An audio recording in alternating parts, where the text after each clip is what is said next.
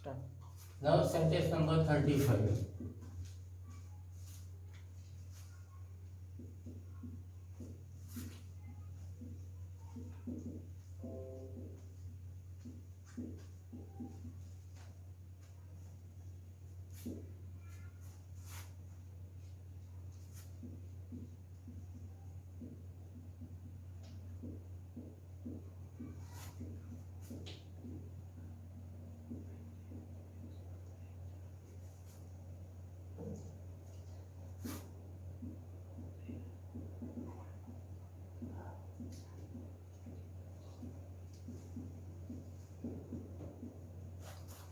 Look at this sentence. This is an introductory sentence. This is direct sentence. These are the actual words of the engineer. But परंतु we shall have been making आम्ही करत असो a new plan. हे अमर सत्य नाही आहे. Set नियोजक क्रियापद पास्ट टेन्स मध्ये म्हणून इंडायरेक्ट करताना सेट जसं तसं राहील. कॉमन येईल हे असरिटिव्ह सेंटेन्स असल्यामुळे जोडण्यासाठी द्यावे. एक रूल लक्षात ठेवा. जर डायरेक्ट स्पीचची सुरुवात बटने किंवा अँडने झाली असेल, जर डायरेक्ट स्पीचची सुरुवात बट किंवा अँडने झाली असेल तर त्याला आपण जे इंट्रोडक्टरी सेंटेन्स असतात त्याच्या अगोदर लिहायचं असतं. बट किंवा अँडने झाली असेल तर. आणि जर ती नाऊने झाली असेल तर त्याचं देन मध्ये रूपांतर करून इनडायरेक्टच्या शेवटी लिहायचं असतं. मी पुन्हा बोलतो. जर डायरेक्ट स्पीचच्या सुरुवातीला बट किंवा अँड असेल त्याला काढायचं आणि इंट्रोडक्टरी सेंटेन्सच्या अगोदर लिहायचं. हा टीप छोटा राईट. नंतर इथं जर नाव आलं असेल डायरेक्ट स्पीचच्या सुरुवातीला त्याचं देनमध्ये रूपांतर करायचं आणि ते देन इनडायरेक्ट वाक्याच्या शेवटी लिहायचं असतं. म्हणून हे सेंटेन्स घेतले. आता इनडायरेक्ट करायचं म्हणून मी अवतरण चिन्ह इन्व्हर्टेड कॉमास काढू. हे जे वही हे दुसऱ्यांच्या आधी आलेलं आहे म्हणून मी त्याचं दे करतो. दे तृतीय पुरुषी आहे म्हणून शालचा सूळ भूतकाळ न करता मी उड करेन. त्याचा भूतकाळ केल्यानंतर हॅव बीन जसं तसं राहील. मेकिंग अ न्यू प्लॅन जसंच्या तसं राहील. आता मी पुढच्या प्रकारचं जे वाक्य आहे इम्पेरेटिव्ह सेंटेन्स त्याच्या डायरेक्टच्या इनडायरेक्टला जाते. आतापर्यंत तुम्ही असरिटिव्ह सेंटेन्सचं डायरेक्ट ते इनडायरेक्ट शिकत होता. आता इम्पेरेटिव्ह सेंटेन्स. मग इम्पेरेटिव्ह सेंटेन्स संबंधी तुम्हाला इम्पेरेटिव्ह सेंटेन्स म्हणजे काय, त्याच्या ओळखण्याच्या खुणा कोणत्या हे तुम्हाला माहीत पाहिजे. कारण असरिटिव्ह सेंटेन्सच्या सुरुवातीला सुद्धा फुलस्टॉप येतो आणि इम्पेरेटिव्ह सेंटेन्सच्या असरिटिव्ह सेंटेन्सच्या शेवटी फुलस्टॉप येतो आणि इम्पेरेटिव्ह सेंटेन्सच्या शेवटी सुद्धा फुलस्टॉप येतो. काही वेळा लोकांना असरिटिव्ह सेंटेन्स आणि इम्पेरेटिव्ह सेंटेन्स याच्यातला फरक समजत नाही. म्हणून मी पुन्हा बोलतो. असरिटिव्ह सेंटेन्सच्या शेवटी सुद्धा फुलस्टॉप असतो. इम्पेरेटिव्ह सेंटेन्सच्या शेवटी सुद्धा फुलस्टॉप असतो. मग इम्पेरेटिव्ह सेंटेन्स आपण कसं ओळखायचं. जर इम्पेरेटिव्ह सेंटेन्सच्या सुरुवातीला मुख्य क्रियापदाचं पहिलं रूप असेल ते इम्पेरेटिव्ह. जर त्याच्या सुरुवातीला डोंट असेल आणि शेवटी पूर्णविराम असेल ते इम्पेरेटिव्ह. जर त्याची सुरुवात नेव्हरने झालेली असेल ते वाक्य इम्पेरेटिव्ह.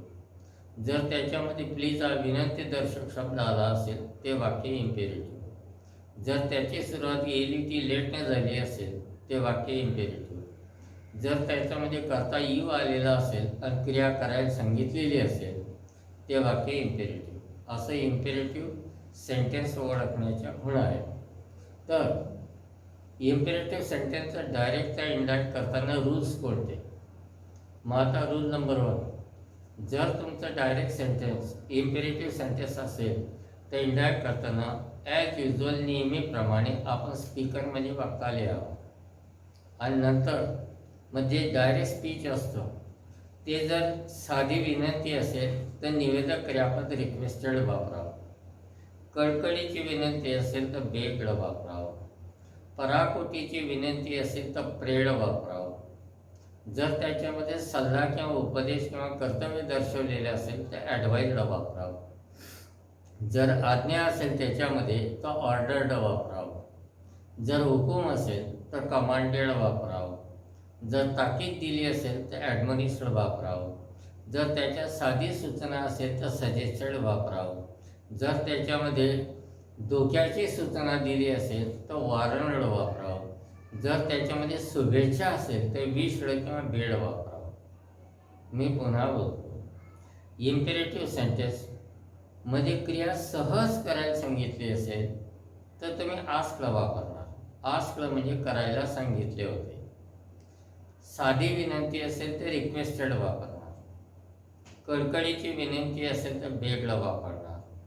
पराकोटीची विनंती असेल तर तुम्ही प्रेड वापरणार. आज्ञा असेल तर तुम्ही ऑर्डर्ड वापरणार. हुकूम असेल तर तुम्ही कमांडेड वापरणार. सल्ला उपदेश असेल तर ॲडवाइज वापरणार. तिथं शुभेच्छा असेल तर विश किंवा बेड वापरणार. तिथं साधी सूचना असेल तर सजेस्टेड वापरणार. धोक्याची सूचना असेल तर वॉर्नड वापरणार. जर शुभेच्छा असेल तर विश किंवा बेड वापरणार. ह्या पद्धतीने तुम्ही वाक्यानुसार तुमचं रिपोर्टिंग वर्ब हे चेंज होत जाईल. हा होता रूल नंबर 2. रूल नंबर 3, त्याच्यानंतर जर आपला श्रोता असेल तो लिहायचा. मग इंट्रोडक्टरी सेंटेन्स नंतर आलेला कॉमा काढून घ्यायचा. जर इम्पेरेटिव्ह सेंटेन्स अफर्मेटिव्ह होकारात्मक असेल त्याचा इंडायरेक्ट जोडण्यासाठी त्याच्या जागी टू ठेवावा. जर इम्पेरेटिव्ह सेंटेन्सची सुरुवात डोंट ने होत असेल तर डू घालावा आणि टू नॉट नंतर लिहावा. जर इम्पेरेटिव्ह सेंटेन्सची सुरुवात नेव्हरने झाली असेल तर इंडायरेक्ट जोडण्यासाठी टू नेव्हर नंतर वापरावा. जर इम्पेरेटिव्ह सेंटेन्समध्ये प्लीज हा विनंतीदर्शक शब्द असेल ते इंडायरेक्ट करताना तो काढून टाकावा. जर इम्पेरेटिव्ह सेंटेन्समध्ये यू करता असेल तर इंडायरेक्ट करताना तो काढून टाकावा. झालं. जर श्रोता असेल आणि निवेदक क्रियापद तुम्हाला वापरायचं असेल तर श्रोताच्या अगोदर तुम्हाला टू ठेवावा लागतो. आता एक एक सेंटेन्स समजून देताना तुम्हाला हळूहळू लक्षात येऊन जाईल. मी पुन्हा याचे रूल्स बोलतो, लक्ष ठेवा. इम्पेरेटिव्ह सेंटेन्सचा इंडायरेक्ट करताना पहिल्याने आपण स्पीकर वक्ता लिहावा, नंतर निवेदक क्रियापद लिहावा. निवेदक क्रियापद लिहिताना नीट पहा. इम्पेरेटिव्ह सेंटेन्समध्ये क्रिया सहज करायला सांगितली असेल तर आस्कला वापरावं. त्या आस्कलाचा अर्थ विचारले होते असा नाही आहे, करायला सांगितले होते असा आहे. त्याच्यानंतर जर ते इम्पेरेटिव्ह सेंटेन्समध्ये साधी विनंती असेल तर रिक्वेस्टेड वापरा. कळकळीची विनंती असेल तर बेग्ड वापरा. पराकोटीची विनंती असेल तर प्रेड वापरा. साधी सूचना असेल तर सजेस्टेड वापरा. धोक्याची सूचना असेल तर वॉर्नड वापरा. सल्ला उपदेश असेल तर ॲडवाइज वापरा. ताकीद दिलेली असेल तर ॲडमॉनिश्ड वापरा. शुभेच्छा असेल तर विश किंवा बेड वापरा. तर अशा पद्धतीने रिपोर्टिंगवर आपण रूल नंबर 2 नुसार लिहायचे. नंतर श्रोता असेल तो लिहा, कॉमा काढा. इम्पेरेटिव्ह सेंटेन्स इंडायरेक्ट जोडण्यासाठी नेहमी TO2 वापरतात, पण त्याच्या 3 पद्धती असतात. जर इम्पेरेटिव्ह सेंटेन्स अफर्मेटिव्ह होकारात्मक असेल तर इंडायरेक्ट जोडण्यासाठी टू दोन्ही वाक्यांच्या मध्ये व्हायचं. जर त्याची सुरुवात डोंटने झाली असेल तर इंडायरेक्ट करताना डू गाळावा आणि टू नॉट नंतर लिहावा.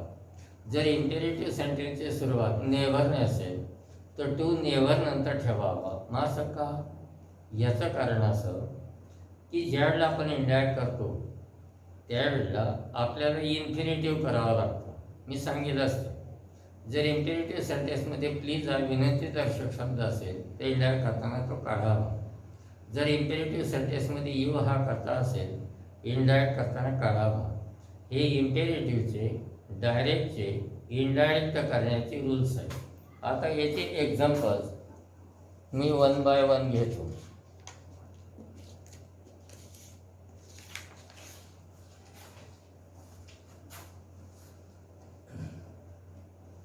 पहिलं सेंटेन्स आहे तुमचं,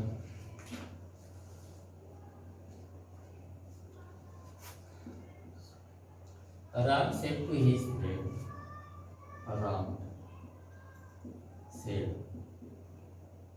to his friend, comma, रही, comma, you help him tomorrow, you help him tomorrow. असं वाटतं तुम्हाला दिलेलं आहे. This is introductory sentence, this is direct sentence. What is the meaning of this direct sentence? You to help, मदत कर, हिम त्याला, tomorrow उद्या. मग तुम्हाला लक्षात येईल इथं उद्या मदत करायला सांगितलेली आहे, याच्यात क्रिया करायला सांगितलेली आहे म्हणून हे इम्पेरेटिव्ह. हे इम्पेरेटिव्ह असल्यामुळे हा यू मी काढून टाकतो. उद्या तू त्याला मदत कर, तर हे सहज सांगितलेलं आहे म्हणून निवेदक क्रियापद तुमचं आजकडे येईल. तुम्ही सजेस्टेड वापरलं तरी चालेल, परंतु सजेस्टेड जर वापरलं तर इथं तुम्हाला टू ठेवावं लागेल. दुसरी गोष्ट, मी कॉमा काढून टाकेन. इम्पेरेटिव्ह सेंटेन्सचं इंडायरेक्ट जोडण्यासाठी टू वापरतात म्हणून मी इथं टू वापरला. मग तुम्हाला लक्षात येईल मुख्य क्रियापदाच्या पहिल्या रूपे पुढे टू आलं, हे इन्फिनिटिव्ह झालं. हिम तृतीय पुरुषी म्हणून ते बदलणार नाही. तुम्हाला जर डायरेक्ट मध्ये आलं तर आपण त्याचं द नेक्स्ट डे करत असतो. मग याच्यात आपण काय पाहिलं, याच्यात सहज क्रिया करायला सांगितलेली होती म्हणून निवेदक क्रियापद आज घेतात, त्याचा अर्थ सांगितले होते. याचा करता यू होता, हे वाक्य इम्पेरेटिव्ह होतं म्हणून इंडायरेक्ट करताना यू मी काढून टाकलं. हे वाक्य अफर्मेटिव्ह होतं म्हणून कॉमाच्या ठिकाणी इंडायरेक्ट जोडण्यासाठी मी टू वापरलो. इम्पेरेटिव्ह सेंटेन्स असं एकुलता एक प्रकारचं वाक्य असतं की ज्याचा इंडायरेक्ट करताना काळात बदल केला जात नाही, म्हणून मी इथं काळात बदल नाही केला. उलट इथं जे प्रिन्सिपल वर्ब आहे त्याचं मी इन्फिनिटिव्ह केलं. हिम तृतीय पुरुषी म्हणून बदललं नाही, परंतु जर डायरेक्टमध्ये टुमारो आलं तर त्याचं नेक्स्ट डे करतात म्हणून मी टुमारोचं नेक्स्ट डे केलं. आता याचा sentence number 2. The beggar said to me, the beggar said to me, please give me bread here today. Please give me bread here today.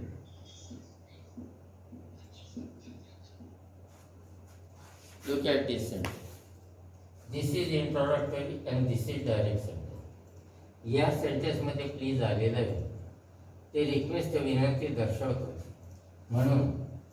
दुसरी गोष्ट ते इम्पेरेटिव्ह सेंटेन्स आहे प्लीजमुळे आणि ते रिक्वेस्ट दर्शवतो म्हणून सेट याच्या ऐवजी मी इथं रिक्वेस्टेड वापरणार.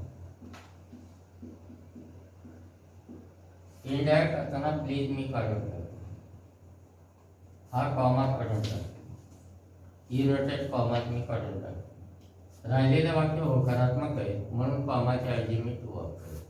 ते याचाही इन्फिनिटिव्ह झाला. बेगर म्हटलं मला, आपण म्हणणार त्याला, मग त्याचंही ब्रेड जसं तसं. इयर ते इंडिया करताना आपण देअर करणार आणि टुडेचं आपण दॅट डे करणार. त्या वाक्यामध्ये प्लीज हा विनंती दर्शक शब्द होता म्हणून निवेदक क्रियापद मी इथं रिक्वेस्टेड लिहिलं. इथं प्लीज हा विनंती दर्शक शब्द होता म्हणून ते इम्पेरेटिव्ह सेंटेन्स. हे वाक्य होकारात्मक होतं म्हणून मी कॉमा काढला आणि इंडायरेक्ट जोडण्यासाठी कॉमाच्या ऐवजी टू वापरला आणि गिव्हचं इन्फिनिटिव्ह केलं. हिम तृतीय पुरुषी होतं म्हणून जसंच्या तसं राहिलं.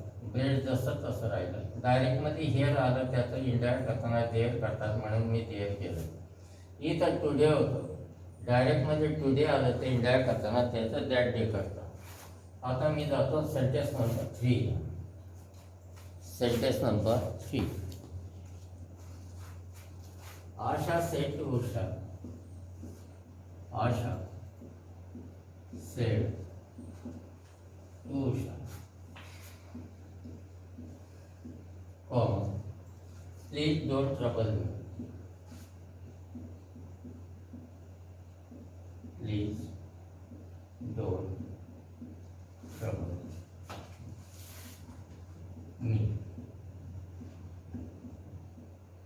पहा बरं हे वाक्य, हे तुमचं इंट्रोडक्टिव्ह सेंटेन्स, हे डायरेक्ट सेंटेन्स. याच्यामध्ये पुन्हा प्लीज आलं. मागचं जे वाक्य होतं प्लीजचं ते अफर्मेटिव्ह होतं, हे निगेटिव्ह. इथं प्लीज आल्यामुळे मी रिक्वेस्टेड दिली. इंडायरेक्ट करायचं म्हणून मी प्लीज काढून टाकेल, कॉमा काढून टाकेल, इनव्हर्टेड कॉमात मी काढून टाकेल. राहिलेल्या वाक्याची सुरुवात डोंटने मी डू काढून दिली आणि हा जो नॉट आहे तो नीट करेल. इंडायरेक्ट जोडण्यासाठी तू मी नॉटच्या नंतर टाकेल, म्हणजे या क्रियापदाचं इन्फिनिटिव्ह झालं. आशा म्हणते मला, आपण म्हणणार तिला, म्हणून मी हार करेल. हे याचं इंडायरेक्ट आहे. याच्यात आपण काय पाहिलं, प्लीजमुळे इम्पेरेटिव्ह होतं म्हणून निवेदक क्रियापद रिक्वेस्टेड मी घेतलं. प्लीज होतं म्हणून इंडायरेक्ट हाताने काढलं. राहिलेल्या वाक्याची सुरुवात डोंटने होते म्हणून डू मी काढलं आणि नॉट नीट केलं. इंडायरेक्ट जोडण्यासाठी मी टू नॉट नंतर ठेवलं आणि मुख्य क्रियापदाचं इन्फिनिटिव्ह केलं. आशा म्हणते मला, आपण म्हणणार तिला, म्हणून मी हर केले. आता सेंटेन्स नंबर 4 येतो. Sentence number 4. The traveller said to the conductor. The traveller said to the conductor,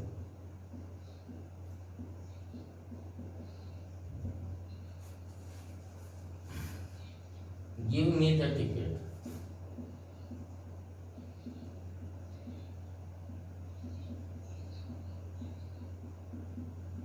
असं वाक्य दिले. नीट पहा बरं. ट्रॅव्हलर जो आहे तो कंडक्टरला म्हणतो गिव द्या मी मला द तिकीट. हा व्यवहार आहे, हा पैसे देणार तो तिकीट देणार हे सहज सांगितलेले आहे. म्हणून निवेदक क्रियापद तुम्ही इथं आस्क वापरू शकता, रिक्वेस्टेड वापरू शकता, सजेस्टेड वापरू शकता. हा कॉमा कॅन्सल होईल. हे वाक्य अफर्मेटिव्ह आहे म्हणून इंडायरेक्ट जोडण्यासाठी टू येईल. हा जी तुमचा छोटा वर्ग आहे. ट्रॅव्हलर म्हणतो मला, आपण म्हणणार त्याला मी इथं घेईल, मी येईन. जर ट्रॅव्हलर स्त्री असेल तर मी इथं हर घेईल, तिकीट जसायच्या तसं.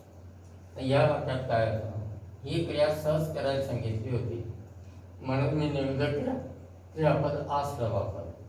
हे वाक्य अफर्मेटिव्ह होतं म्हणून इंडायरेक्ट जोडण्यासाठी टू मुख्य क्रियापदाच्या पुढे वापरून त्याचं इन्फिनिटिव्ह केलं. ट्रॅव्हलर म्हणतो मी मला, आपण म्हणणार त्याला, द तिकीट जसंच्या तसं. आता मी जातो सेंटेन्स नंबर 5. सेंटेन्स नंबर 5 ते आहे. The doctor said to the patient. The doctor said to the patient,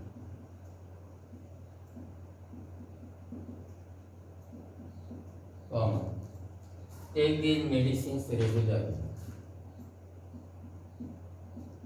Take these medicines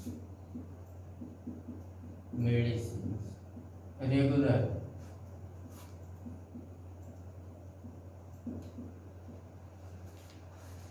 या वाक्याकडे पहा. हे इंट्रोडक्टिव्ह सेंटेन्स, हे डायरेक्ट सेंटेन्स. याची सुरुवात मुख्य क्रियापदाच्या पहिल्या रूपाने म्हणून इम्पेरेटिव्ह.